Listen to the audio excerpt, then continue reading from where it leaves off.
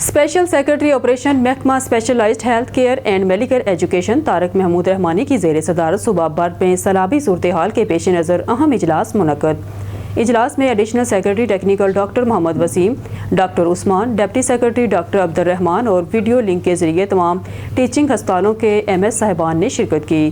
اجلاس کے دوران سیلابی صورتحال کے دوران ہسپتالوں میں انتظامات کا جائزہ لیا گیا۔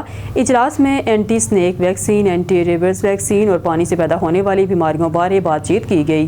سیلاب زدہ علاقوں میں ڈینگی، ملیریا، ہیپاٹائٹس، گیسٹرو انٹرائٹس، ہیضہ اور جلد کے مریضوں کی تعداد میں اضافہ ہو سکتا ہے۔ اس حوالے سے ایم ایس صاحبان کو ہسپتالوں میں ان تمام بیماریوں کے ادویات کی دستیابی کو یقینی بنانے کی ہدایات کی گئی۔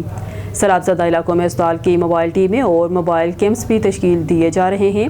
موبائل ٹیموں میں physician, surgeon, paediatrician, MOW staff, nurse, paramedical staff اور رضاکار شامل ہوں گے۔ سیلاب زدہ علاقوں میں لوگوں کو رہنمائی کے لیے سہولت کاؤنٹر بھی قائم کیے گئے۔